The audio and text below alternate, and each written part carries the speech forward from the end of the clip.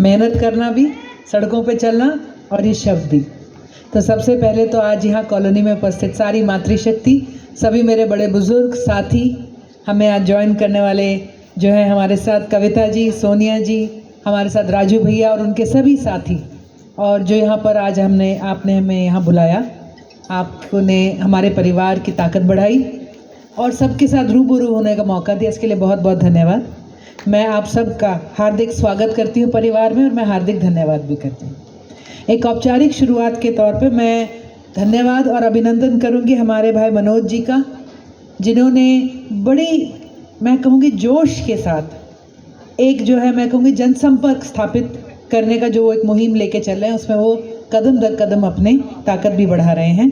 करण धार जी, David Dhariwal जी, राजू गुप्ता जी, सुमन धारीवाल जी, नीटू जी, संजय जी, प्रवीण जी, कविता शर्मा जी, अश्विनी जी, सुखदेव जी, रंजीत सिंह जी, राजकुमार वर्मा जी, इसमें कुछ हमारे साथी भी हैं जो आज यहाँ पर उपस्थित है, तो उनका भी अभिनंदन और स्वागत है। हाँ जी, रंजिका जी, आपका भी बहुत बहुत अभिनंदन। तो मेरे पास जब पहली मेरी मुलाकात हुई तो बहुत दुख व्यक्त करा कि जो आशाएं अनिल विज जी से, जो आशाएं भाजपा से लगाई थी, कहीं वो पूरी नहीं हुई। अभी बात चली जब ये बाढ़ आई, क्योंकि बाढ़ अभी हमारे सबके दिमाग में ताज़ा है। आपके नक्के की जब बात आई तो मुझे याद है 2019 के समय या उससे पहले भी एक बार बहुत ज़ोर के पानी आया था, यही नक्का प्रशासन उठाने से मना कर रहा था और उस दिन भी हमने आकर इस नक्के को उठाया था। और उस वक्त मुझे याद है कि जब हम नक्के पे खड़े होकर देख रहे थे तो लेफ़्ट राइट के घरों की हालत क्या थी। ऊपर से घूम के पीछे जाओ तो पीछे की जो बस्ती थी जहाँ पर कोई डेयरी का भी कुछ पड़ा हुआ था, वहाँ पर भी पूरी गली यहाँ तक पानी के अंदर डूबी हुई थी। और हमने वहाँ पे खड़े होकर प्रशासन को लोकेशन भी भेजी, उन्हें कहा जेसीबीज़ भेजो, खुलवाए भी नक्के। और उस वक्त भी यही बात चली कि उधर की कॉलोनियाँ ना डूब जाए, ये नाका नहीं खुलना चाहिए। अब की बार भी यही रहा। इस बरसात ने बहुत कुछ मैं कहूँगी धो दिया, एक वहम धो दिए लोगों के। जो ये लिपा पुताई, जो ये मेकअप हो रखा था अम्बाला के विकास के नाम का, ये धुल गया। और रही बात वीआईपीज़ की, तो जो वीआईपी रिश्तेदार थे, हमने वीडियो देखा एक जो ऐसे डिफेंस कॉलोनी के अंदर जो खास लोग थे, उनके घरों के बाहर तो फायर ब्रिगेड खड़ी रही पानी इकट्ठा उठा के सड़क के दूसरी साइड फेंकने के लिए।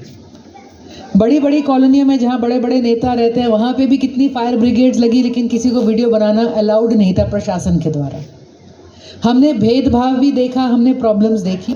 और मुझे याद है त्रेहन जी मेरे साथ थे, हम जब बरसात आई तो हमारी गाड़ी भी फंसी थी बाढ़ के अंदर, और बंधे के ऊपर लोगों को देखा, नली से खाना डाल रहे हैं एक बीमार को और वो बेहोश है, और बाढ़ की हालत में परिवार उसे एक बिस्तर पर उठाकर एक दुकान में ले आया खाली, जहाँ जैसे कहते हैं ना एक शरणार्थी की तरह 40 लोगों के साथ एक अंधेरे में बिना लाइट के उस बीमार को रख के परिवार बैठा हुआ है।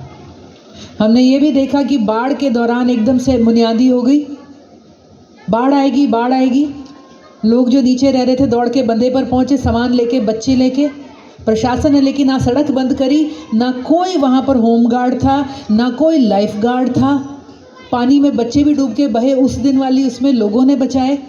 और सबसे दुख की बात, जब सड़क के ऊपर आकर लोग खड़े हुए उस आनंद फानन में, गाड़ियाँ भी तेज़ चल रही थी, एक बच्चे ने हाथ छुड़ाया और गाड़ी की चपेट में आ गया। बहुत ज़्यादा नुकसान देखा। बाढ़ के बाद भी गए, जिस दिन हम जब चले हैं बाढ़ के अंदर तो त्रेहन जी हमारे साथ थे।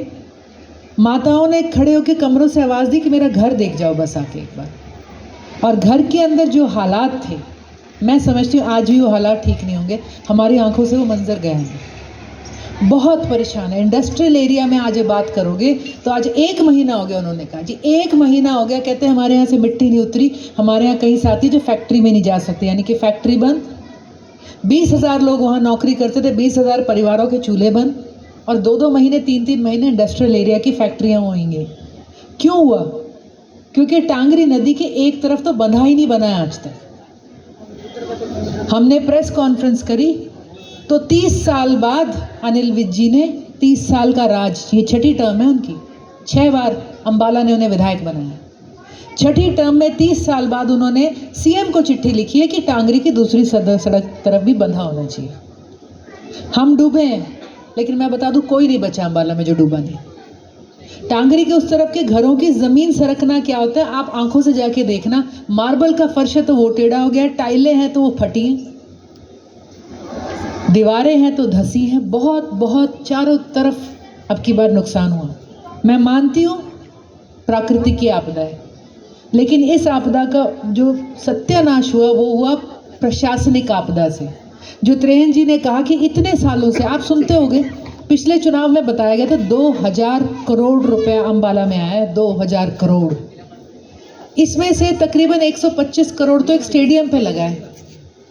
लेकिन मैं आपको बता दूं स्टेडियम बनना था 40 करोड़ में, 120 में भी बना नहीं है। अब आपको मान लो आपका ठेकेदार आया और कहे जी बहन जी मैं 40 लाख में घर बना दूंगा, फिर आपसे कहे जी 40 में नहीं बन रहा, आपको कोई बात नहीं भैया 2 साल और ले 40 लाख और करोगे, पूछेगा तो सही कोई। फिर वो 80 लाख में भी आपको बोले बहन जी 80 लाख में नहीं बन रहा, 2 साल और लगेंगे और 40 लाख और लगेंगे, आप दोगे? बच्चों एक सेकेंड रख दो। आपके अम्बाला में ये जो पहला 40 करोड़ आया स्टेडियम का, आपका पैसा था, टैक्स का दिया, कोई घर से नहीं लाया था। जब दोबारा ठेकेदार ने कहा जी 40 करोड़ और लगेंगे और सरकार ने लिख के दे दिए, तो भी आपका पैसा था। दूसरे के क्रेडिट कार्ड पे मेरे को शॉपिंग करने भेजो, मैं बताऊंगी खर्चा कैसे होता है। उसे विकास तो नहीं कह सकते। कोई अम्बाला का प्रोजेक्ट बता दो, कोई। आप बाहर से शुरू हो जो दिल्ली से आओगे, आपका शहीदी स्मारक पूरा हुआ है, 14 से बन रहा है, 3-4 गुना इसका बजट बढ़ चुका है, पूरा नहीं है। आप अंदर आ जाओ, आपका जो सचिवालय बना है उसकी दीवारों पे यूं हाथ मारोगे तो सीमेंट हाथ में आ जाता है। आप उससे आगे चलो, बैंक स्क्वायर बना है, पैसा लगा हुआ है, पूरा पैसा हो चुका है, पूरा पैसा दे दिया है, काम 6 मंजिल बनना था, 2 नहीं बना है, अब उधार लेके बना रहे हैं, हमारे को हैरानगी ही नहीं होती। आप उससे आगे चलो, फायर ब्रिगेड स्टेशन बना है, आप उससे आगे चलो, गांधी ग्राउंड, साइकिलिंग ट्रैक, जहाज बनने थे जहाँ पे, बना है। आप उससे आगे जाओ, आपका सिविल हॉस्पिटल, काम क्यों रुका हुआ है? क्योंकि वहाँ अस्पताल में जो दरवाजे बनने थे डॉक्टर्स क्वार्टर्स के, उसमें घोटाला पाया गया। आप उससे आगे चलो, आप जहाँ तक जाओ, आप आगे निकल जाओ, आप होम्योपैथिक हॉस्पिटल तक पहुँच जाओ, वहाँ तक नींव डली हुई है, आज तक बना नहीं है। क्यों? क्योंकि उसके अंदर भी भ्रष्टाचार हो लिया, उसके ऊपर भी सवालिया निशान आ चुके हैं। 7 करोड़ में पूरे बंधे की सड़क बनती है, और 7 करोड़ में पता है क्या बनता है? 7 करोड़ में वो गेट बनता है जो है ना, welcome to Ambala gate. 7 crore में एक गेट बना है। मैं कहूँ 70 लाख में महंगा है। अगर किसी को प्रॉफिट बनाना तो किसी अमाउंट में कर दे। और आज वो स्टील लगा हुआ है, स्टील काला पड़ गया। मैंने जिंदगी भर में पहली बार देखा है कि स्टेनलेस स्टील लगाया और नीला और काला पड़ गया। तो ये है हमारे विकास की कहानी। बड़े बड़े लोगों के घर बन गए हैं, यहाँ नहीं बने, बाहर बने हैं, बड़े बड़े होटल, बिजनेस सब बना है, लेकिन आपका कुछ नहीं बना है। जो ये बात होती है ना, आज सदर के अंदर कल इस बरसात में, इस मुश्किल में प्रशासन जाके कहीं का पानी निकाले ना पंप लगा के, प्रशासन को वो नहीं दिख रहा। प्रशासन जेसीबी लेके अब तोड़ने पहुंच गया सदर बाजार। सदर बाजार टूटने से रोका। सदर बाजार वाले फ़ोन कर रहे हैं, कह रहे बहन जी डर लगता है, आपसे आके बात नहीं कर सकते, लेकिन हमें बचा लो। हम खड़े भी हैं, लेकिन आज मैं कहती हूँ अम्बाला ना थक गया है डर से। अम्बाला थक गया है इस नकली विकास से। अम्बाला उसकी तरह जिसका शरीर सड़ रहा है पर कोई मेकअप करे जा रहा है उसका। तो इन सारी चीज़ों को बदलना है। रही बात, आज आप हमसे ज़्यादा बेहतर जानते होगे, ठीक है जी। आज आप झाड़ू का जो है आप पार्टी ज्वाइन कर रहे हो, आप चौधरी निर्मल सिंह जी की टीम ज्वाइन कर रहे हो। निर्मल सिंह जी को भी हर कोई जानता है। सौ नौकरियां लगाई, किसी से 1 रुपए की बर्फी नहीं ली। आज भी जब हम घर आए हैं तो कोई महिला घर आई हुई थी, कहती मेरा घर डूबा पड़ा है, मुझे राशन चाहिए। आज यहाँ पर आज आप आम आदमी पार्टी का निशान देख रहे हैं। ये पार्टी भी कमाल कर रही है। किसी से पूछ लेना, दिल पे हाथ रख के आंटी से पूछो बच्चे का स्कूल ठीक करना है, वो कहेगी करना है। ये लोग करेंगे? आम आदमी पार्टी ने दिल्ली में करके दिखाया, पंजाब में कर रही है, आम आदमी पार्टी कर सकती है, सबको पता है। दिल्ली से आम आदमी पार्टी क्यों नहीं हारेगी ये बताओ? क्योंकि दिल्ली वालों को पता है जिस दिन इनमें से किसी और को ले लिया, इनके बच्चों के स्कूल का फर्नीचर बेच के खा जाएंगे उसी दिन। दिल्ली का माँ बाप मर जाएगा लेकिन वो आम आदमी पार्टी के अलावा दूसरा बटन नहीं दबाएगा। वो कहेगा थैंक यू जी, करोड़ों करोड़ों का विकास, थैंक यू, लेकिन मेरे को इलाज चाहिए।